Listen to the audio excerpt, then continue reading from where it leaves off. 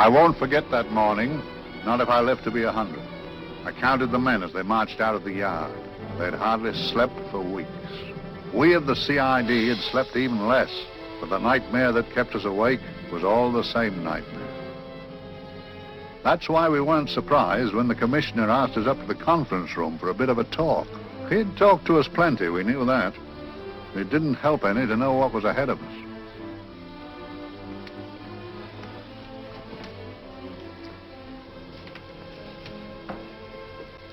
Must we have that window open, Gregson?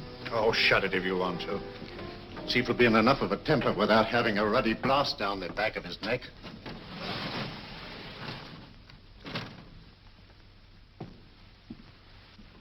Gentlemen, the commissioner. Stuffy in here. Be seated, won't you? Gentlemen, if you wish to know what able men you are, read any of the works of popular fiction that glamorize your achievements, but don't, I beg of you, read the daily papers. They might give you an inferiority complex. I hate to mention it, but we're confronted with a series of the most atrocious murders since Jack the Ripper. And in the meantime, the CID might as well be playing at shove-halfpenny for all the good we've accomplished. Now look.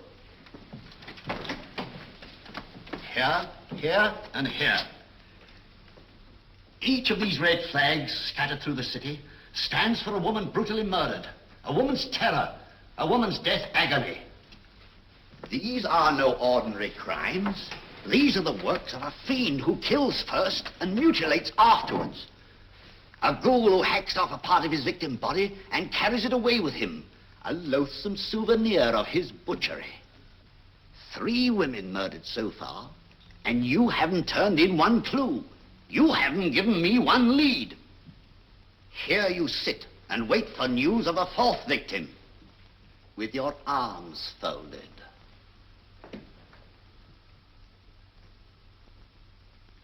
Well, we hadn't long to wait. It was down Lambeth Way where a young woman was hurrying home late last night. She saw something and stopped. It was a constable. He spoke to her and he walked along with her, just in case. He saw her go down the stairway to the basement lodging where she lived. We can only surmise what happened after that.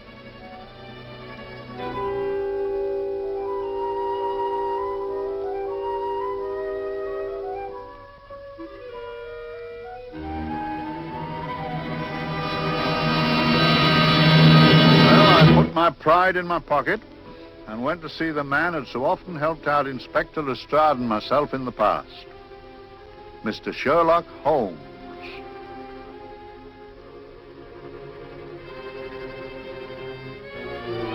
If ever a man needed help, I did.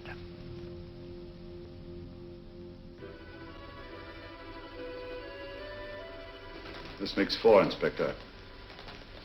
4 defenseless women here in the heart of London. And everyone with the right forefinger hacked off. Not hacked, Inspector Gregson. Cleanly, expertly severed. The work of a skilled surgeon. That's our only clue. Much about the age of my sister's girl. Is there no way of stopping this, Mr. Holmes? Yes. There's a way, somehow. The fiend that did this. I promise. I promise. We've nothing to go on. That's the rotten part of it.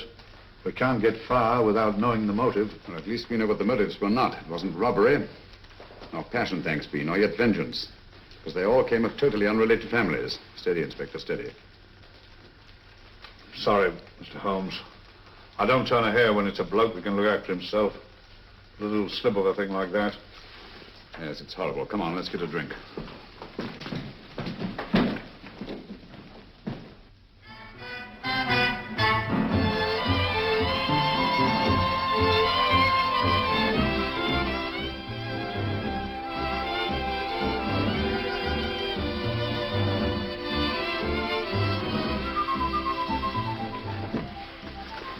Good evening, Mr. Holmes. Good evening, Vincent. Whiskey and soda, please, and a double for my friend here, Inspector Gregson. Very good, sir. Make mine Irish. Decent of you to give me a hand with this thing, Mr. Holmes. Always a pleasure to be of help to Scotland Yard, Inspector. Little out of my line, looking for a maniac who murders just for the fun of it. Or perhaps just to get a human finger. In all 4 cases, the murderer risked capture by stopping to secure a finger. Wonder what for? Who knows? He's just a madman. Perhaps there's method in his madness. If we could just trace those missing fingers. If we could just drain the English Channel, we might find a penny. Huh? Oh, thank you. You may keep those, Mr. Holmes. Thank you.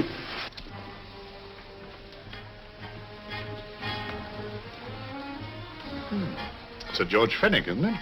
Yes. Got his daughter with him. Don't be so naive, Inspector. You know everyone, don't you, darling? Well, hardly. A week ago, I didn't know you. A week. How fast it's gone.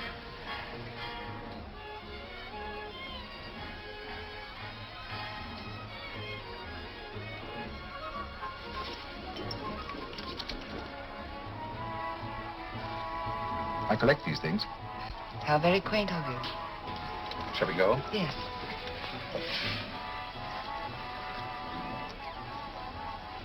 What are you looking at, Mr. Holmes? Looking at a very handsome woman. Not drawn to the purple, but giving an excellent imitation. Would you like to come to my flat for a nightcap? Lovely idea. Yes, isn't it?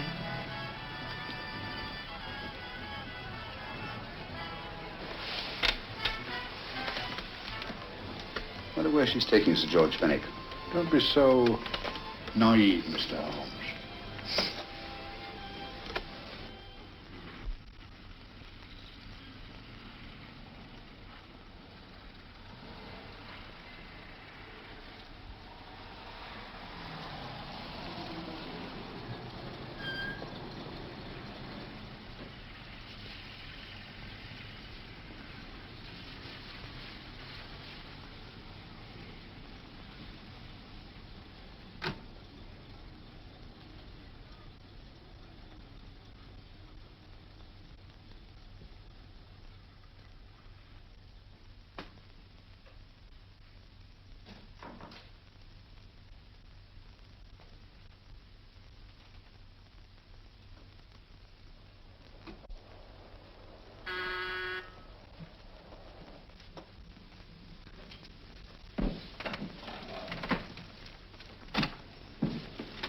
Good evening, Mum. Hello, Grandon. Any messages? No, Mum.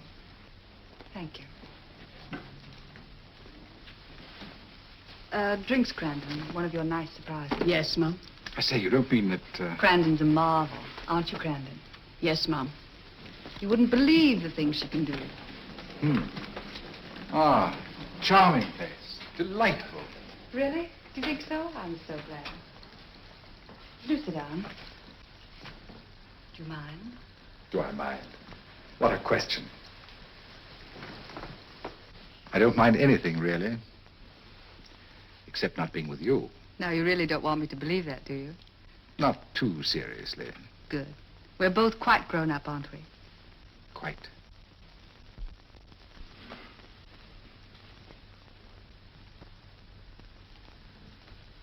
You're a treasure, Grandon.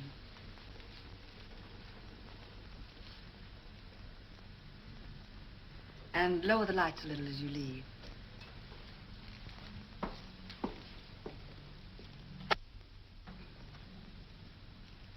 I prefer a more flattering light. In any light, you'd be... Would I? And don't you know it? Perhaps I do.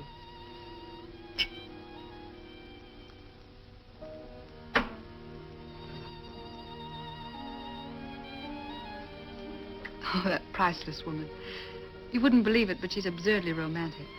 She loves dreamy music, and she thinks that we... But we do, don't we? Do we? Well, it's rather soothing, restful.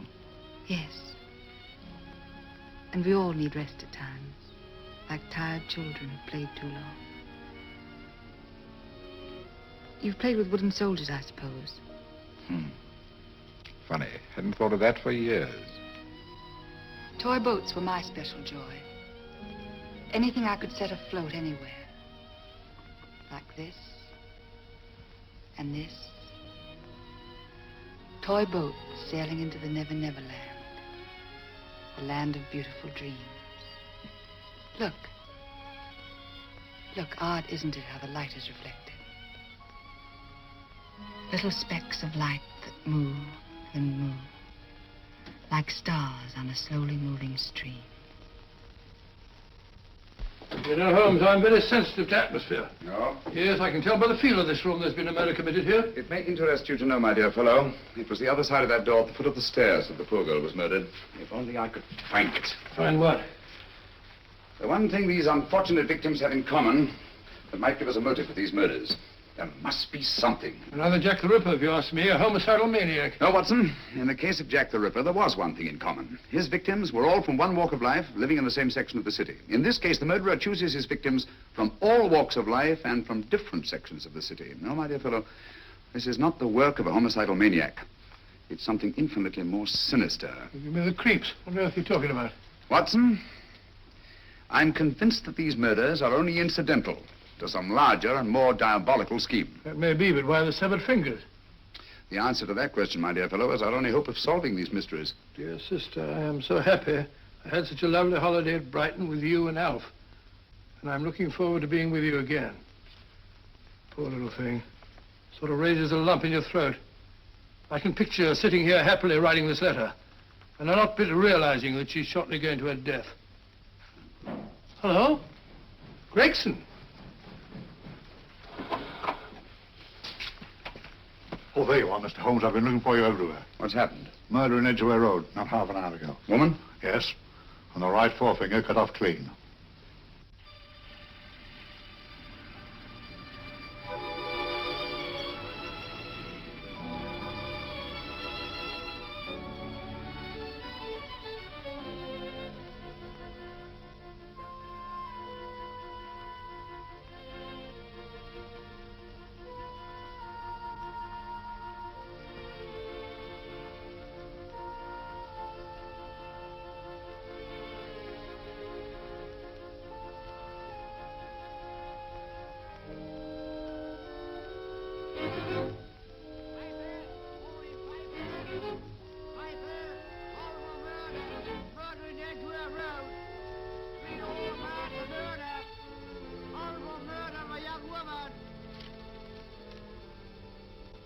Piper!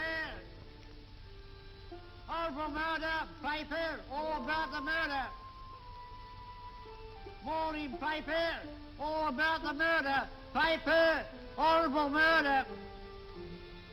Another young woman found murdered, Piper, sir! Horrible murder, Piper! Piper! Read all about it! Get your Piper! Murder in Edgware Road! Horrible finger murder. Shocking murder. Murder in Edgware Road. Horrible murder of a young woman. Read all about the murder.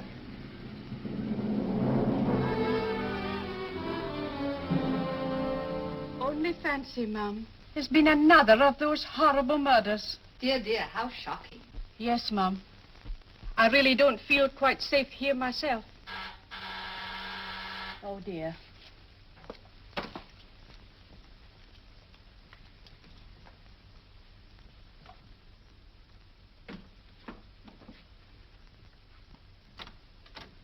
Why, Sir George! I must see Miss Marlowe at once. I don't know if she... I must see her. Where is she? Lydia. Why, Sir George, what is it? What happened? I don't know. You'll have to help me. You've got to help me. But I don't understand. Listen, I woke up a few minutes ago in a cheap boarding house off Edgware Road. I don't know how I came there. I don't know when. The last thing I remember is being here with you. Calm yourself, Sir George. When did I leave here? Well, it was about It was 10:45, Mum. Precisely. You seemed, forgive me, just a little distressed.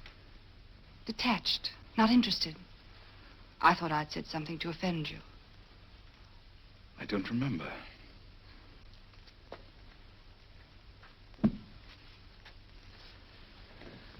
I can't remember. Tell me, has this happened to you before? Before? Well, there is such a thing as amnesia, you know. If it was 10:45 when I left you, it was 9 this morning when I woke. Over 10 hours lost. 10 hours that I can't account for. And in my pocket when I woke, I found... Yeah, in my pocket. That isn't... Oh, it's not for you, of course. It can't be. Excuse me, Mum, but there's a man asking to see the gentleman. Send him away. Yes, Mum. No, please. I'll see him.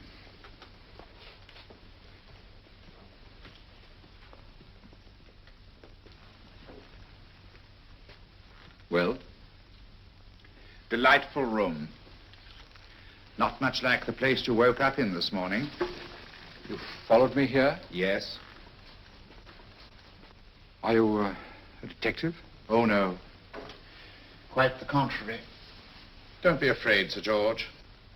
You know my name? Oh, yes. A very old and highly honored name. And being the bearer of such a name, and also a very wealthy man, I thought you might care to possess yourself of this trifle. Rather than let it fall into the hands of the police. It is yours, if I'm not mistaken. The initials, GF. Where did you get this? It came out of your pocket. I saw it fall, but you never noticed. You were very busy, bending over something with a knife.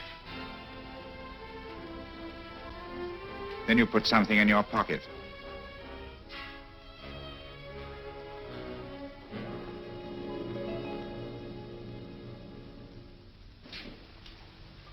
Come along, Holmes, come along, come along.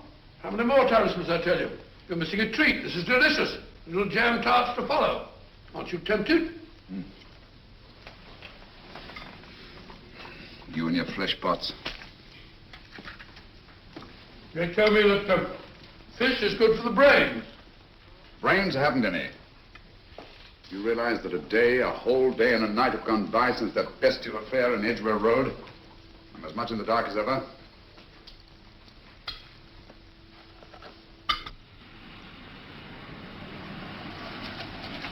Hello, here comes a client, unless I'm very much mistaken.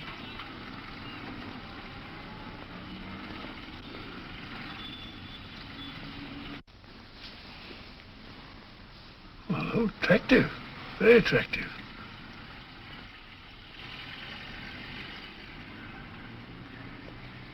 Obviously, she left home under the stress of some very great emotion. How do you know that? She isn't wearing any gloves. A startling omission in a young lady of fashion. No, she didn't put her coat on. Open car, too.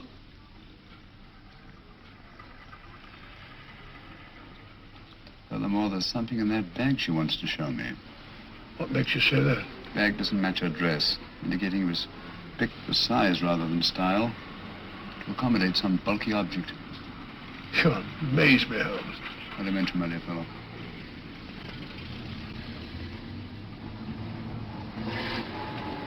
Well, that's interesting. What is?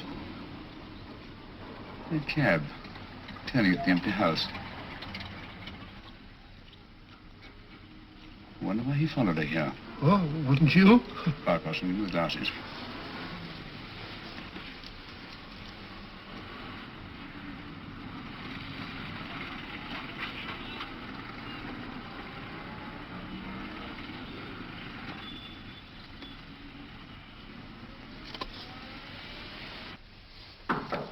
Well, we shall soon know. Yes, Mrs. Hudson?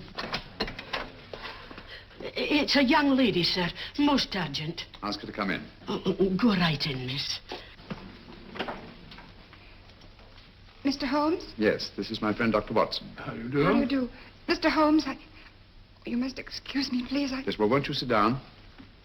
Come along. May I? It's quite all right. Thank you.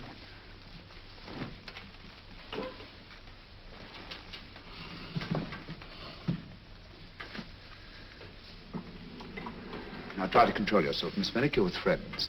You know my name? No magic, I assure you. I've often seen your picture. You're the daughter of Sir George Fenwick, aren't you? Yes. It's about my father that I... What about your father, Miss Fenwick?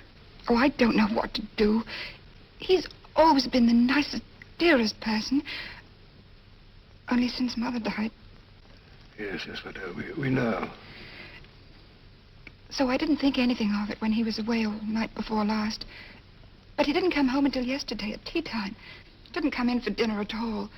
Just paced up and down in the library hour after hour. I begged him to let me in, but he wouldn't. Steady, steady. Now, take your time. I couldn't sleep a wink last night. Then I started hearing things. Hearing things? What sort of things? I heard someone in the garden underneath my window.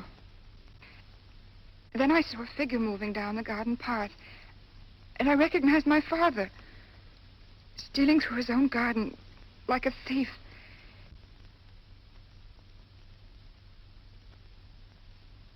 He had a spade in his hand. And he stopped by the greenhouse where he started to dig. This morning, at daybreak, I stole out into the garden and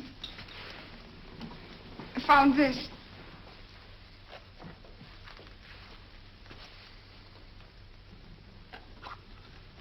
A finger. A human finger. Bring up Scotland Yard, will you, Watson? Ask them to get hold of Inspector Gregson and tell him to meet us at once at George Fenwick's house, Kingston. Operator, get me Scotland Yard quick. Where's my father, Norris? He's still in the library, miss. Thank you. We'll see him right away. Will you come with me, please? Thank you. I got your message, Mr. Holmes. Yes, indeed. Dad, may I come in? Dad. It's funny. He doesn't answer. Do you mind? Please do. Thank you. Watson, quick. Oh, Come along, no, my dear. no, no. Take charge, Miss Fenwick, please. Sorry, sir. Now, miss, please. Please come along with me.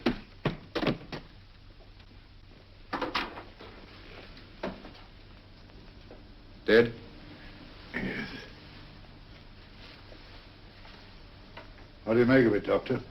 Shot in the back between the second and third ribs. The bullet undoubtedly had penetrated the heart. Look at the powder marks on his coat. I was afraid of this. What do you mean? Don't you remember the man in the cab who followed Miss Fenwick to Baker Street? Well, you don't think he had anything to do with it, do you? I think it's reasonable to assume that he tipped off someone that I'd been sent for. Sir George has obviously been murdered to keep him from telling me what he knew. What was the weapon used? Small caliber revolver, point blank range by the look of the wound. The murderer came in through those French windows. The mud from the garden he brought in his boots. Sir George must have surprised the intruder. Crossed the room to him here. What follows we can't tell. But from the location of the wound, I'd say that he turned his back for a moment, and as he turned, the muzzle of the revolver was placed between his ribs and one muffled shot fired. And you mean to say he kept on going, even after he was shot? There's no doubt about it. Look there. The trail of blood leads us back to the desk. Something Sir George was after. Something. I know. He was trying to summon help, poor chap. I don't think so, Watson. There's the bell pull by the fireplace. No, you'll notice from the trail of blood that Sir George made straight for this desk here. I wonder. There was something he was desperately anxious to get. Hello. His right hand's clenched. That's perfectly natural. Death agony. The left hand lies open. Why only one hand clenched in the death agony? The right hand, the hand nearest the desk. Please note that. If Sir George took something off this desk, something so important that he spilled his last drop of blood to get it, I want to know what it is.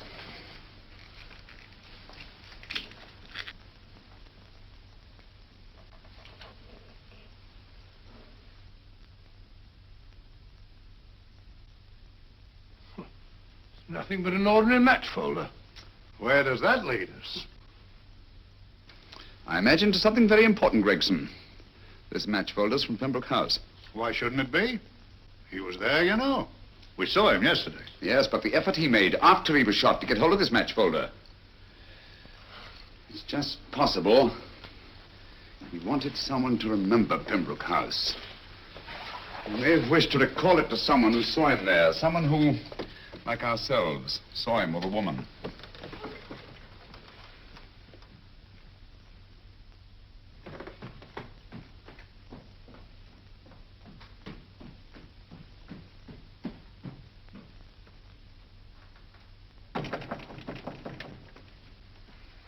Come in. Oh, Dr. Watson, this came by hand for Mr. Holmes not 10 minutes ago. Thank you, Mrs. Hudson. That would be the report from Sir George's bank. Report from Sir George. Oh, really? Don't you remember his daughter told us that he'd just closed his account? Had it looked into at once.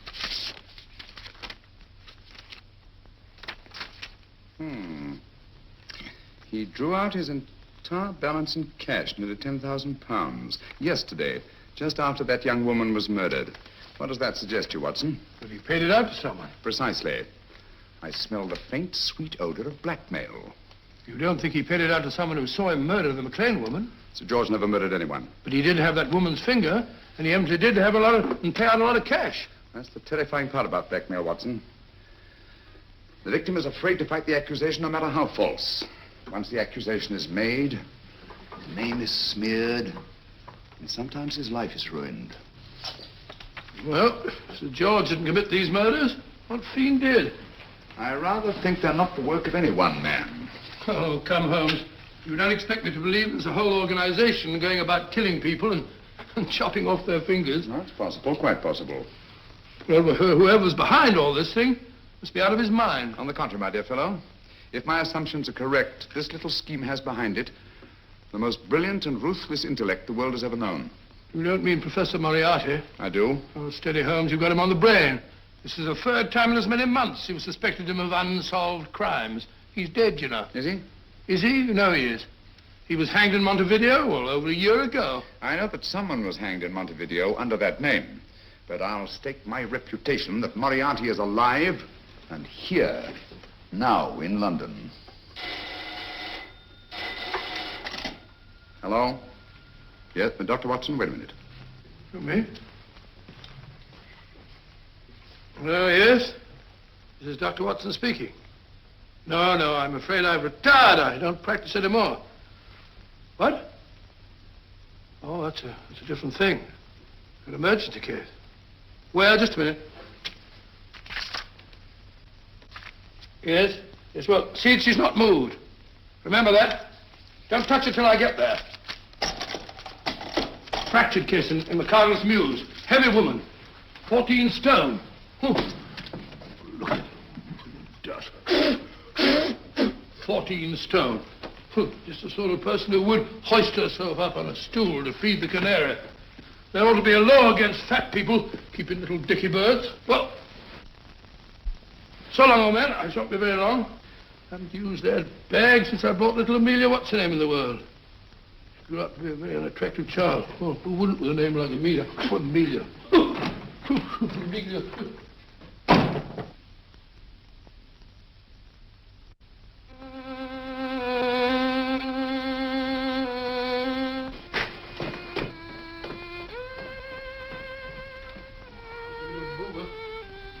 People are so stupid about accidents.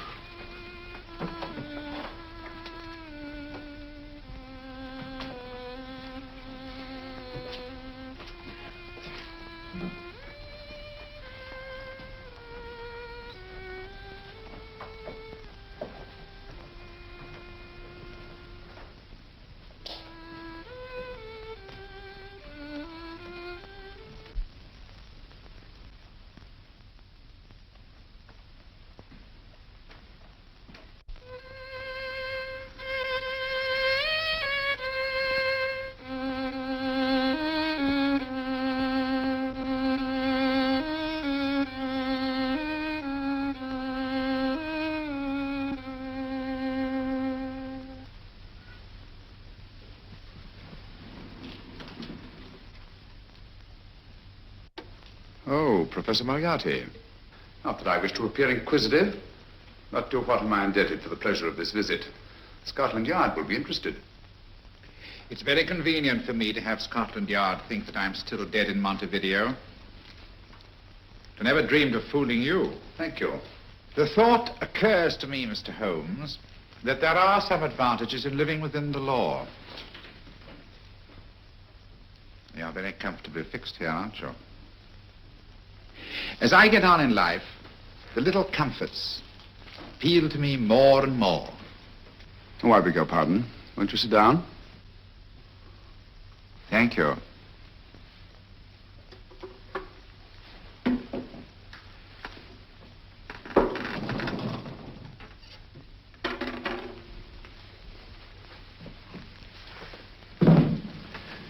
And now, Professor Moriarty, what can I do for you? Everything that I have to say to you has already crossed your mind. And my answer has no doubt crossed yours. Yes, final? What do you think? I shall not rest until you are hanged for the finger murders. You've no proof, you know. No, not a shred. But I have you. I could turn you over to the police here and now. You could. But if you did, you'd never see Dr. Watson again. Oh, the telephone call. Quite. I rather assumed you had taken some such precaution. Or I should have snatched up a revolver and indulged in a fit of heroics when you came in. Very smart, aren't you? Not smart enough. Or I should have anticipated you. But if any harm comes to Dr. Watson, I shall seek you out. I shall not rest until I find you, and when I do... No harm will come to Dr. Watson this time. But I can't answer for the future. Mr. Holmes, I should strongly advise you to drop this case. Don't be silly. Think it over. We've had many encounters in the past. You hope to place me on the gallows. I tell you, I shall never stand upon the gallows.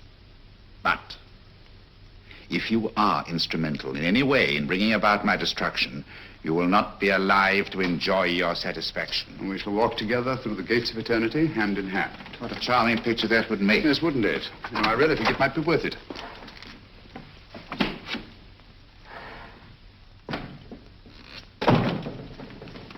Shoelaces, Governor? Tuppence a pair. And strong enough to hang yourself. How many more times must I tell you I don't want your filthy shoelaces or your company?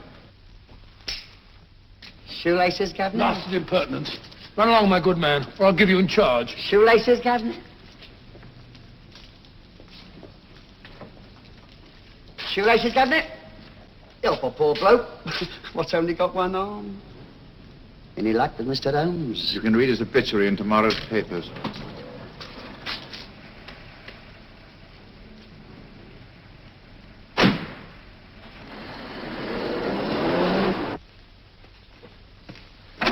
Oh, there you are, Watson. Come in. I was just going out to look for you. Look for me what for? Suppose you don't think I know my way about. Well, you're right, I don't. Blast all practical jokers anyhow. Know where I've been? On a wild goose chase. Exactly. There's no such number in McCardle's Muse. Some fool's idea of a joke. Did you see anyone? No, nobody especially. Only a whining old idiot selling bootlaces. Persistent beggar, wasn't he? Stuck to you like grim death. Huh? How do you know? And finally left you for someone who looked like Bella Pickings. Someone, my dear Watson, was Professor Moriarty himself. What? He's just called on me. Moriarty here and you let him go? But you must be out of your mind. Why? Well, he bluffed me into believing that he was holding a friend of mine as hostage. Friend of yours who? Oh, nobody very important, just a fat, lazy fellow. Medical man, I believe. Medical man? Do I know him? Yes, I think you do. A fellow by the name of Watson. Watson, never heard. Who, me? I'm afraid so, old fellow. Your street hawker's job was to do away with you in a certain contingency. And you let Moriarty go? Because of me? I had no choice. I can't afford to lose you, old fellow. Well, it's very decent of the old chap, I must say, but... I wish you'd nabbed him. We shall, never fear. I know the motive for the finger murders. All I have to find out now is the method used with the blackmail victims. Method? Yes. How does Moriarty get them to the scene of the crime? How does he plant those severed fingers on them? And how does he scare them into believing that they may have committed those atrocious murders themselves? Curious.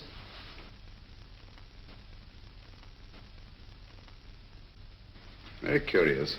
Huh? Curious? What's curious? That window in the empty house across the street. First floor front. Huh? What's wrong with it? It's open. Well, shouldn't it be open? Well, it wasn't open half an hour ago. I'll stake my life on that. Well, that's not our business. Let it stay open. I wonder if you'd go over, old fellow, and see what's the matter.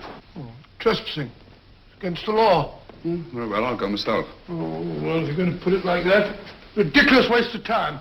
Going about shutting windows at this hour of the night. Yeah, you'd better take this torch. Well, take what? Dignified job for a doctor. Dr. Watson, the torchbearer. And what do you propose to do? Sit in a comfortable chair, I suppose, and read a good book? That's a very good idea. Yes, very good idea. While I play night watchman, you have a nice read. Mm-hmm. Good night. Have a good time. Have a good time. What do you mean, have a good...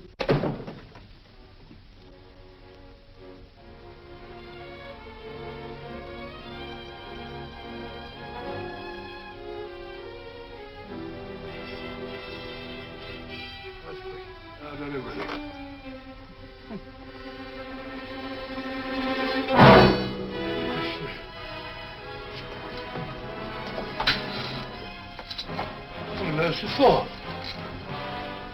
Oh, umbrella stand. Pretty little thing to keep about the house. Must have been a pet.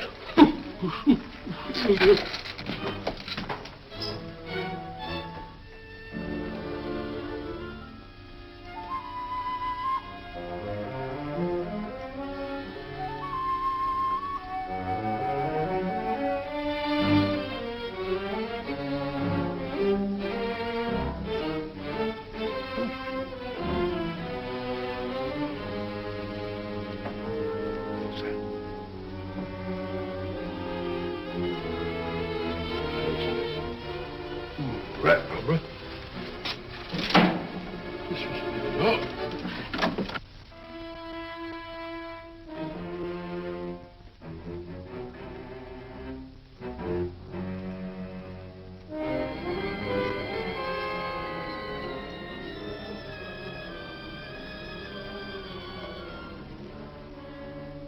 Well, he sits comfortably reading a book.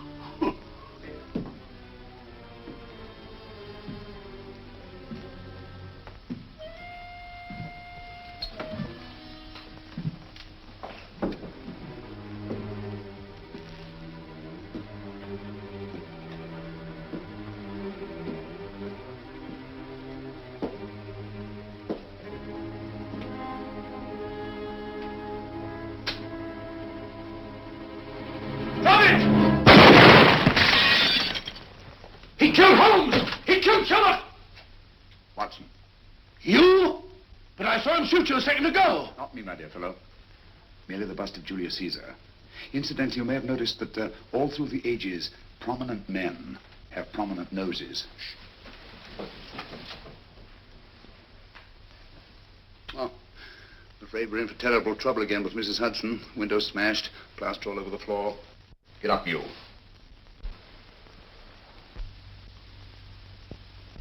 Corporal Williams, Middlesex Regiment. Discharged from the army as physically unfit. Papers seem in order.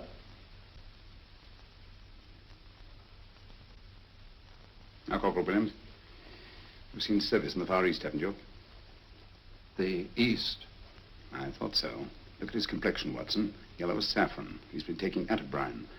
Cure for malaria. Sniper, aren't you? Sniper. Why did you try to kill me? I had to kill him. I had to. Oh, snap out of it. Stop it, Watson. He's shamming. No, he isn't. Who told you to kill me? She told me. She told you? She told me I couldn't miss. Well, luckily you did miss, you murderer. He isn't a murderer, Watson. Listen, Corporal Williams. She told you you had to do it, didn't she? I had to do it. I've got it, Watson, I've got it. Got what? The method used in the finger murders. Well, what is it? Hypnotism, my dear fellow, hypnotism. And it wasn't against his nature, that's the devilish part of it. They picked a man for their purpose whose job was sniping. Who are they? Professor Moriarty and his finger murderers. Williams spoke of a woman. I think you'll find that she asked him home tonight for a drink. Nice quiet rooms, soft lights, music. You got it all pat, Mr. Holmes. What's the lady look like? Up 30, nice figure, blonde, lustrous eyes. Oh, really? Got a phone number? Oh, so? Williams will give us her address. Look after him, Gregson. Don't let anyone come near him. He's our key witness in the finger murders. Well, I hope you're guessing right, Mr. Holmes. Get up, Williams. Now, go with Inspector Gregson anywhere he tells you. Come on. Yeah. Ring me as soon as he comes to himself, will you? I will. Good night, gentlemen. Good night.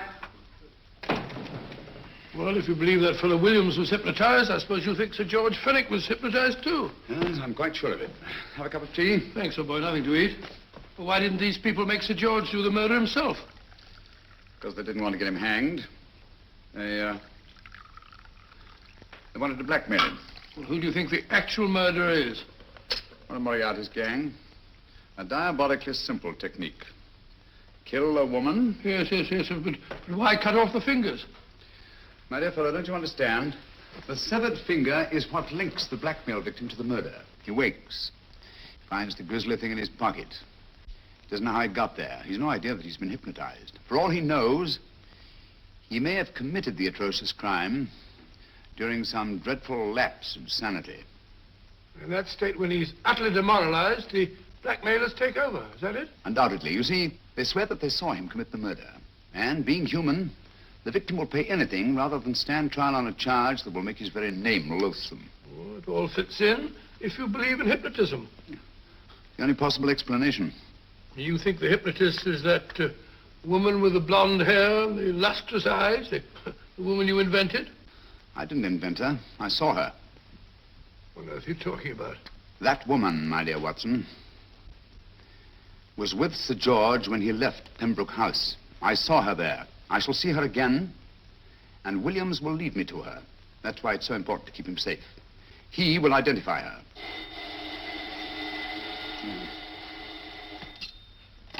Hello? Yes? Inspector Gregson? What? Well, get every constable in the district. Yes, I'll be over at once. What's happened, Holmes? Williams is missing. Great Scott! Come on.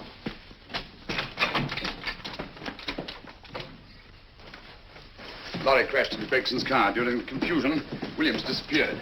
Escaped, eh? No, kidnapped. To keep him from talking when he came to. You don't think that Moriarty... Moriarty? Anything is possible.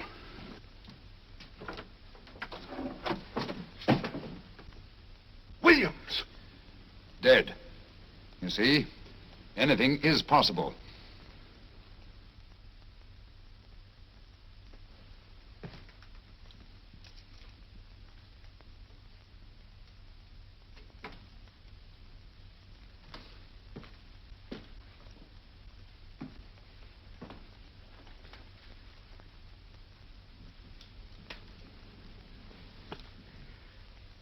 Oh, good morning, Professor Moriarty. You startled me. I'm dressing another dolly, a dear little nurse. Is there anything wrong with your finger? Just a splinter. Nasty things, splinters. Most trying. One can't be too careful. But I'll get it out for you. I have the very instrument to help you. Sharp enough to split a hair. Put those tools away until they're needed. But they're not tools, sir. They're instruments. Put them away. Is Lydia in? Yes. But really, you should let me. Get dressed. Holmes and Watson just left Baker Street for the Mesmer Club. Mesmer Club, the meeting place of all the top hypnotists in London. Do you suppose that Mr. Holmes is onto our method? If he suspects, it's merely a suspicion. It's our business to see that it ends there. I hope you're right. Williams passed away before he could talk, remember? What do you want me to do? Go to the Mesmer Club, meet Holmes, and induce him to come back here. Isn't that a bit dangerous? Every meeting with Sherlock Holmes is potentially dangerous. However, you say he didn't see your face at Pembroke House. And how would you suggest I get Mr. Holmes to accompany me here? Kidnap him? Oh, no. Holmes has one weakness, his insatiable curiosity. If you can arouse that, you can lead him anywhere. It's up to you to take advantage of any opportunity that may arise. This way, please, gentlemen.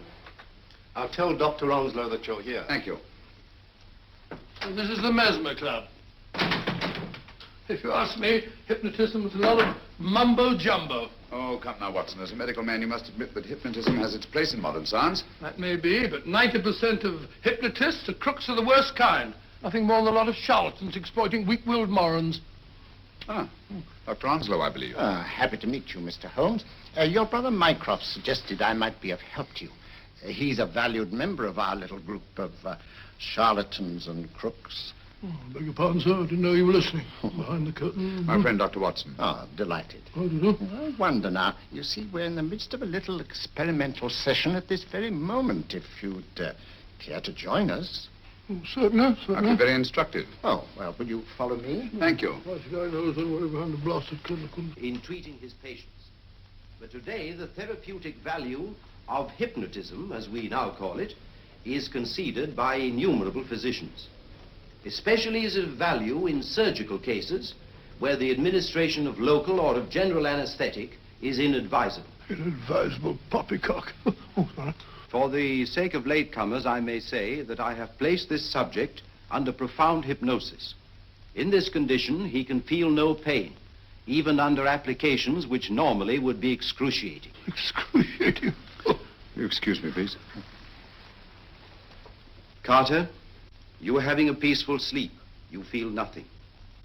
Your arms and your hands are without sensation. Mowbray, the long needle.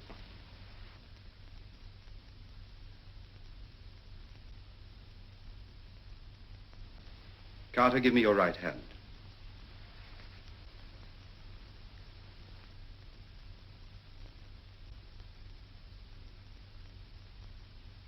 As you observe, the needle has been thrust completely through the subject's hand.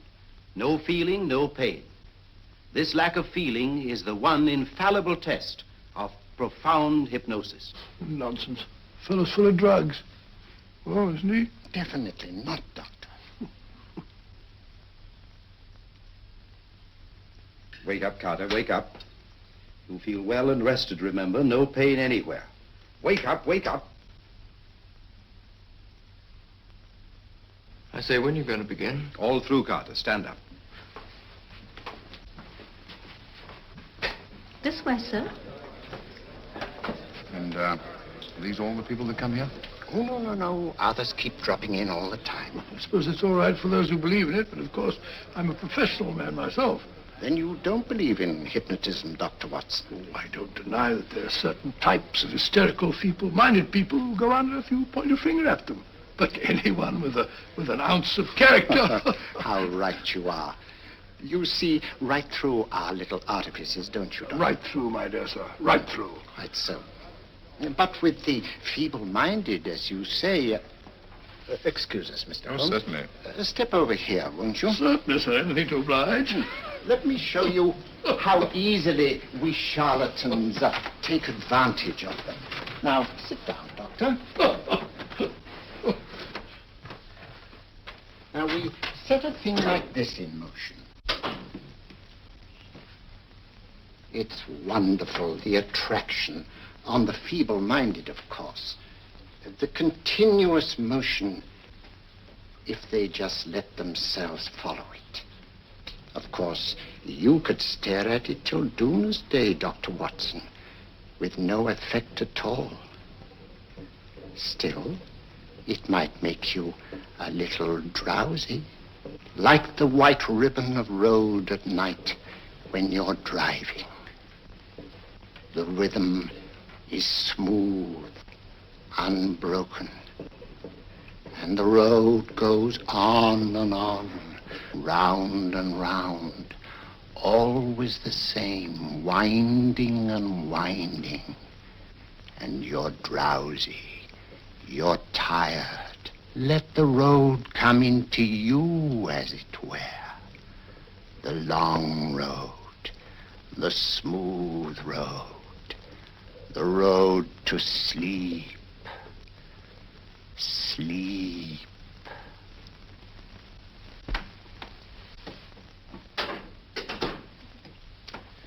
Open your eyes. Stand up. Turn around. And now, Dr. Watson, you're on a holiday in Scotland. The country is amazingly beautiful. We're coming to a stream. It isn't deep.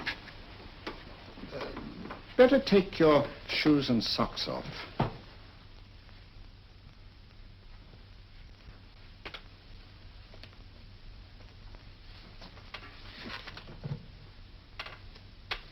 Roll up your trouser.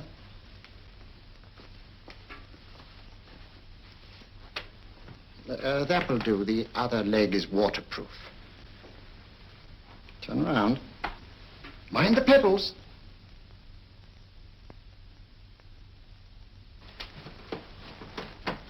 Sit down.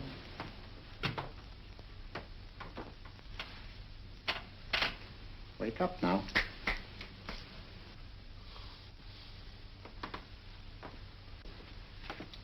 There, I see. What did I tell you? It didn't work with me. Why, nobody with an ounce of character.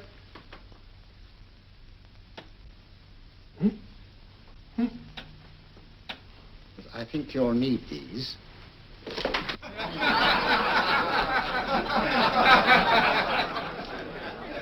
Nothing to laugh at. Watson, she's here. Oh, the woman you're looking for? Yes, I'm going to meet her. Perhaps I can induce her to take me to Moriarty. Do you think it's wise, Holmes? May not be wise, but it's essential. After all, I've held me on with Moriarty in the past. But isn't it dangerous? She might be a hypnotist. My will isn't stronger than hers. I deserve to be hypnotized. I feel I must protest, Dr. Onslow. I was told this was a gathering of serious students of a great science, and I find myself in a company of buffoons. Oh, my dear madam. Elliott's and Esdale Braid. Were those men martyrs for the truth? That you may laugh over your childish, cruel tricks? I must say I'm in complete agreement with you, madam. This was most unnecessary performance, Dr. Onslow. Beg your pardon, sir. My name is Holmes, Sherlock Holmes. At your service, madam. Thank you, Mr. Holmes. I'm afraid I've created a rather embarrassing situation. But you see, I'm interested in the serious study of hypnotism. So am I, too. Perhaps we have something in common, Mr. Holmes. Perhaps we have. Do you join me for a cocktail at Pembroke House? I should be delighted. Good.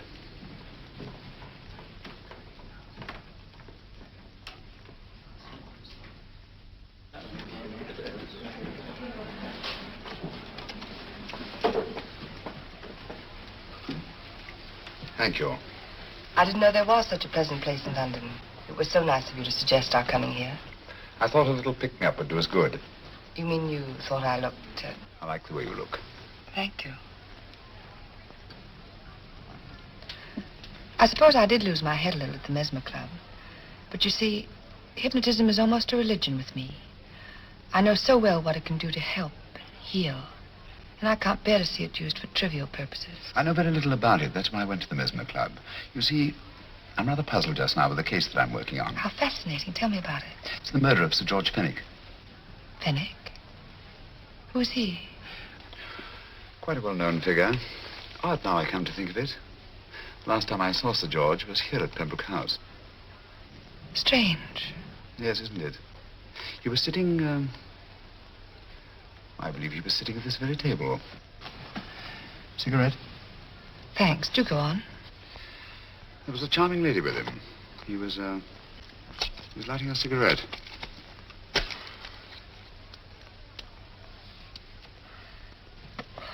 Charming. Did you see her face? No worse luck.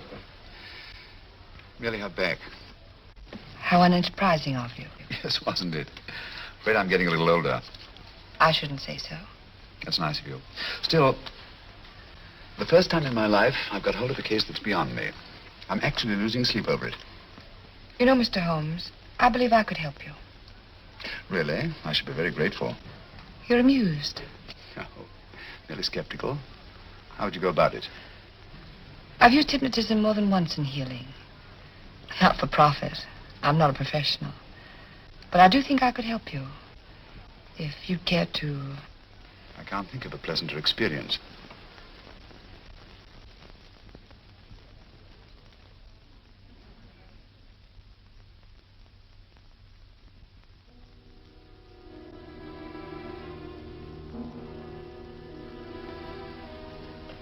Low lights, music, is that all there is to it? You must relax, Mr. Holmes. I'm afraid you're a rather difficult subject. So I thought perhaps a little help. Materia medica might be advisable.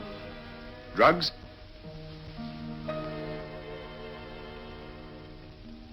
No, I'd rather not, if you don't mind. As a matter of fact, I'd rather not myself. But Schrenk-Notzing, he practiced in Munich, you know. Believed it the best means for difficult subjects. Do you mind? Well, as a matter of fact, I don't approve of sedatives. Just as you wish. We don't have to go on with this at all, you know. Wait a minute. Wait a minute. All right. I'll take a chance. It's really quite harmless. What is it? Cannabis japonica, an oriental soporific. You'll need water.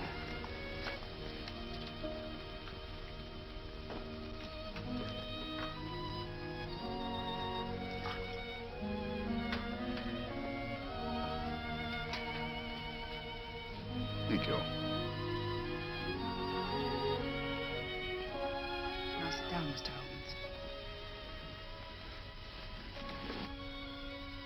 Holmes. You'll feel yourself growing drowsy. Don't fight it. Give in to it.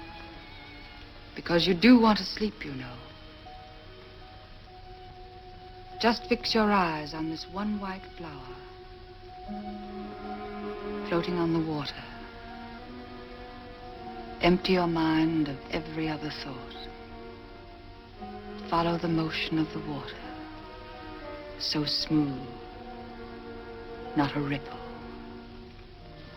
Waters of forgetfulness.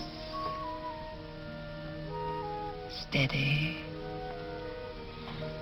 Deep. Strong.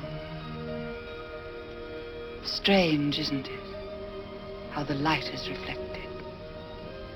Little specks of light that move and move.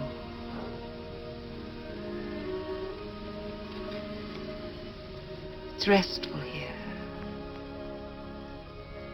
It's peaceful. It's friendly. And you're very close to finding what you're looking for. You'll find them soon now. The guilty ones. When you're rested, gentle waters closing over you.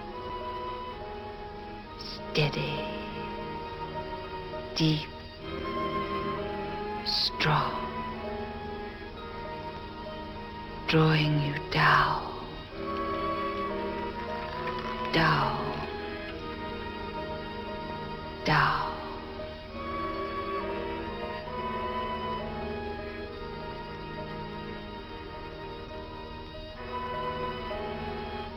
Sleep. Sleep. Sleep.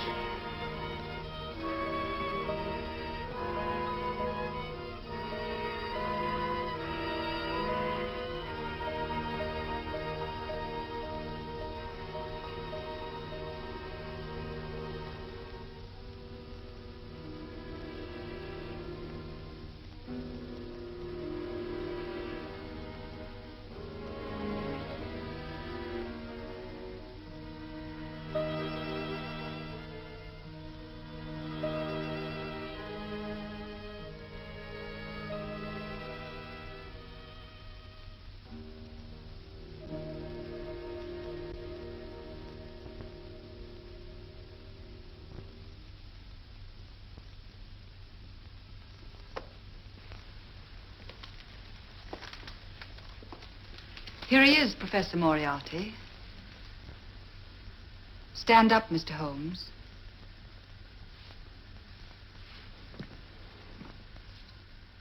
Open your eyes. Face this way.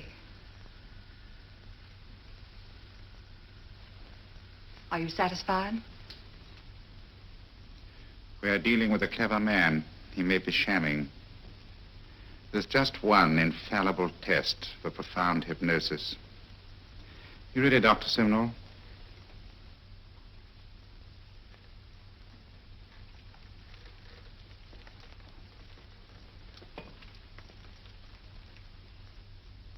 That will do, Doctor. He couldn't fake insensibility to the knife. I congratulate you, Lydia. Turn round, Mr. Holmes. Now walk to the desk.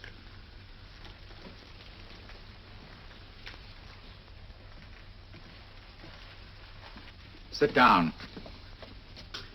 Take that pen and write what I tell you to write. I have at last found a case which I cannot solve.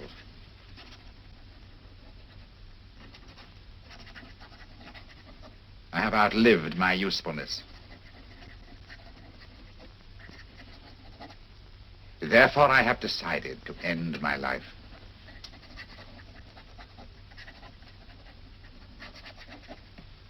Sign your name. Now blot it.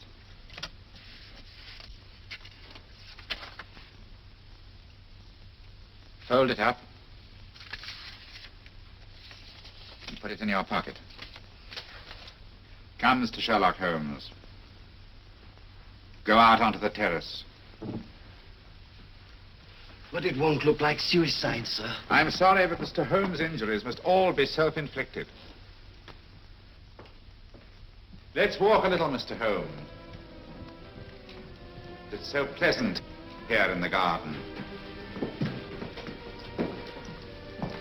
Just step up here onto the terrace. It's a nice, broad terrace. Now turn to the left and walk slowly to the end of the terrace.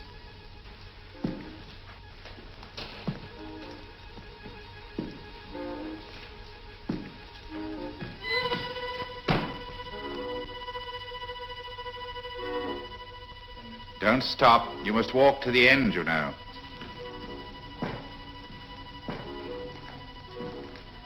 The end leads to an open doorway. You can pass through it in perfect safety. In the room beyond the doorway, you'll find what you've been looking for. Must you drag this on? This is the moment I've been anticipating for a long time, my dear. Go on, Mr. Holmes.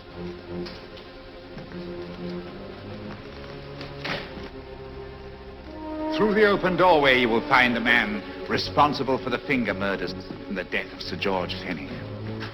Professor Moriarty. Holmes! Stand still! What a beautiful view, Watson. I'm quite enjoying it. No, you're not. You're hypnotized. You're under a spell. Stand still. Don't move. Steady, Holmes. Steady does it. Stand perfectly still where you are. Nonsense, Watson. You don't know what you're doing. Of course I know what I'm doing. You mean you're not hypnotized? Certainly not. Then get off the wall, you idiot. Oh, look out! Holmes! Oh, Dear fellow. What were you doing up there?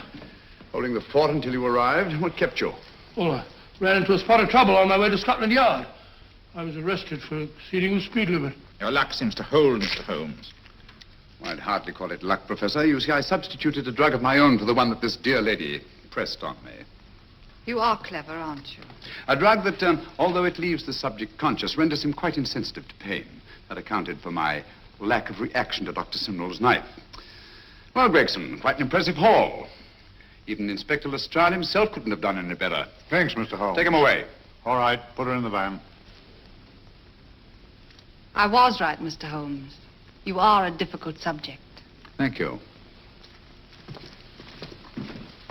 And now, Professor, our score is settled. Au revoir until I see you on the gallows. The rope has not been made that'll go around my neck. Come on.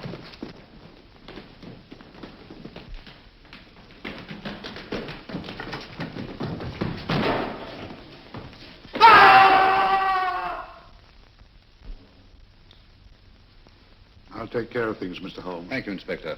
Come on. An evil man, Holmes, but what a horrible death. Better than he deserved. What are you thinking of? I'm thinking of all the women who can come and go in safety in the streets of London tonight. The stars keep watch in the heavens. And in our own little way, we too, old friend, are privileged to watch over our city.